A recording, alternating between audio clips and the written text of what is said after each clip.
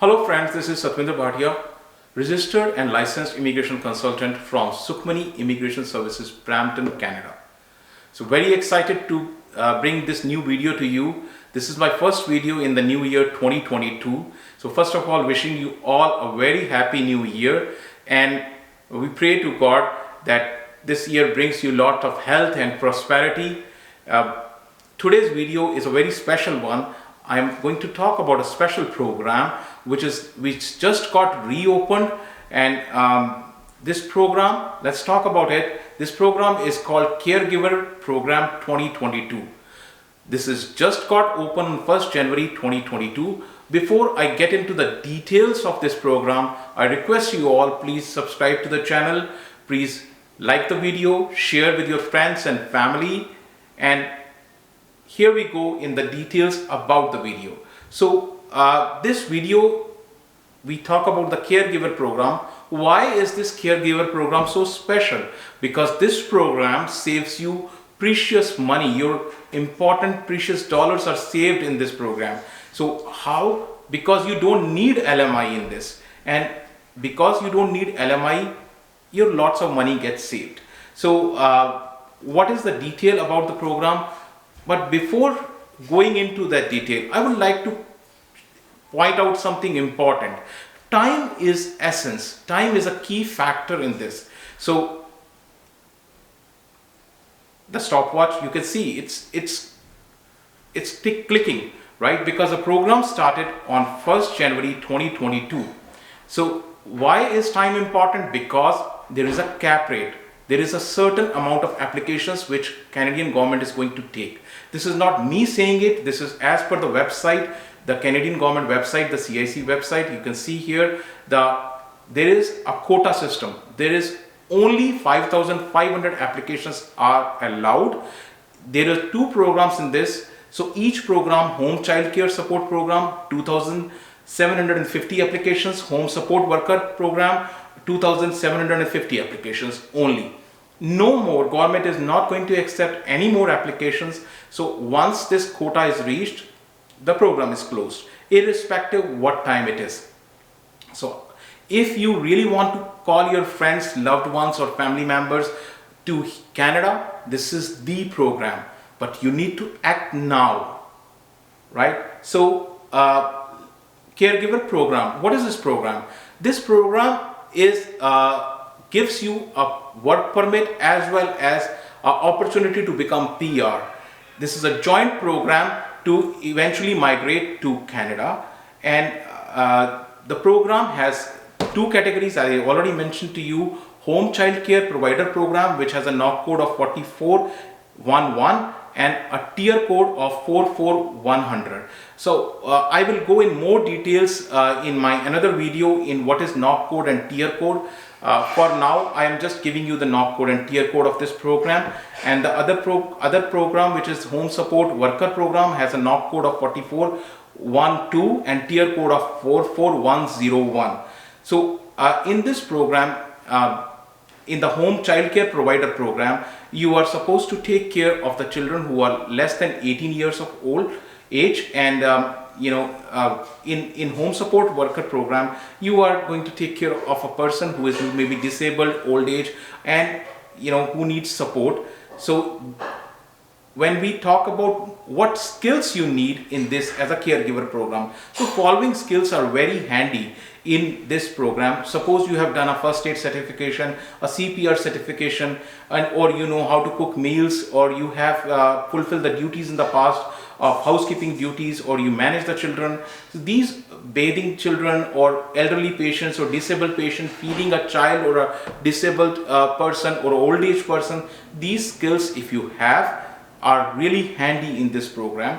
Now, unlike express entry program and other PNP programs, which are pretty complicated in terms of their eligibility, this program has a very simple eligibility. The eligibility I have shown with the help of a diagram here. The eligibility is just this consists of ECA. Now what ECA is, I'll talk about it. Language test and job offer. So ECA talks about the educational credential assessment. So unlike the education requirements which are required for express entry program, or in case of PNP or many other programs, you need to be a graduate, you need to be postgraduate to score that much points. Here, the requirements are very simple. You just need to pass grade 12 plus 2 and additional 1 year of post-secondary education. So if the education is from Canada, you don't need any ECA, but if it is outside of Canada, you need to have a ECA, which is Educational Credential Assessment, which is done by a third party. So there are 5 agencies. I'll post the details in the description. WES is very famous. There are other agencies like IQAS and ICES. So you can get your educational credential verified, and Canadian equivalent will be provided by them. So ECA report is the first thing to get started on this program. The second thing, so again, like all other programs where you need a language skills, here also you need a language skill, but language, unlike express entry or PNP programs, are much simpler. You don't need band 7, you don't need band 8. It's very simple. All you need is just band 5. So you know that in Canada we have 2 languages, which is English and French. You can do the French also, but here I'm just going to talk about only English. So in English there are only 2 tests which are allowed. One is CELPIP, the other one is IELTS. So CELPIP general is required and IELTS general is needed. Band 5 is the only level you need. So band 5 means that if you score 5, 5 and 4 in reading, you still get a band 5. Pretty easy, pretty simple to get. So the third requirement is the job offer. Now, what is a job offer? And a job offer comes from a Canadian person who can show that he is an employer and he needs a caregiver. Most important thing is the genuinity. The offer needs to be genuine. He needs to have that much financial resources that he can pay the person. The salary, needs to be equivalent or higher than the prevailing wage, and the job needs to be at least 30 hours full time. So one important thing I like to stress is the employer can be anywhere from Canada, any province, except the province of Quebec. You know, Quebec has a little different laws. So Quebec is not within the part of this program. Employer can be anybody can be employer. Individual can be employer, or anybody can be employer, but not the consulate or high commission. They cannot be employer for this purposes. So what happens? So once your package is completed, what is the process after that? So I have tried to explain with the help of a diagram here. So once your package is completed, right, all you do is prepare your package is completed, you mail the package, your package goes to the Canadian Immigration Department. They validate the package. Once they approve it, a work permit is issued to you. You get a work permit, you come here to Canada, work here for 2 years, and you can file your PR. So this is explained here with the help of a diagram. Important thing to tell you here is that this work permit as well as permanent residence application goes together, right? Both these applications go together.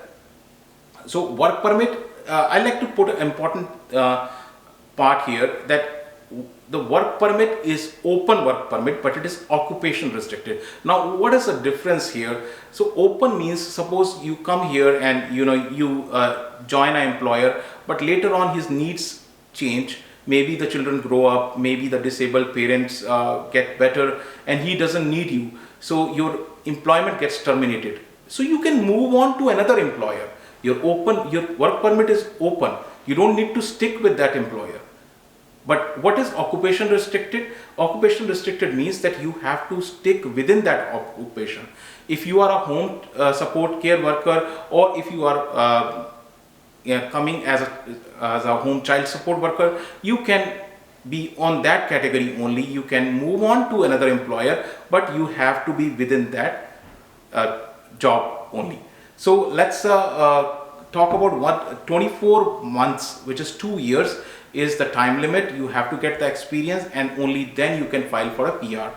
Once you file the PR, you can get between that time you can, there is also, we talk about, there is a bridging work permit also. I can talk separately about that in another video. So I frequently get this question, and that's why I'm discussing here. The question is, can my relatives or friends who are there in Canada can provide this job offer? The answer is yes. They can provide a job offer to you. And this is not me saying it, this is from the Canadian government website, and they can provide you with a job offer. The job offer will be again treated similarly. They will scrutinize the job offer, they will validate the job offer is genuine, and they will check your credentials also that you meet those requirements. So another question which I frequently encounter is that, okay, I am coming as a home support child worker, or in that category I'm coming as a caregiver, so what will happen to my family? Can they also come with me? The short answer is yes, they can also come with you.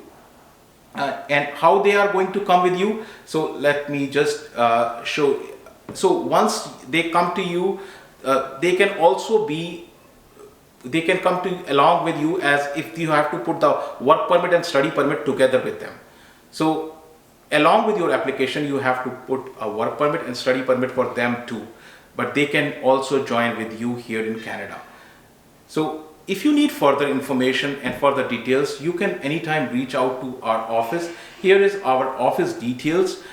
Here is an email. You can email to us at info@sukhmaniimmigration.com or at my personal email ID sathwinder.bhatia@hotmail.com, and there is a toll-free number, and phone numbers are also mentioned here. So you can reach out to us for more details and inquiry. Thank you for watching the video. Take care.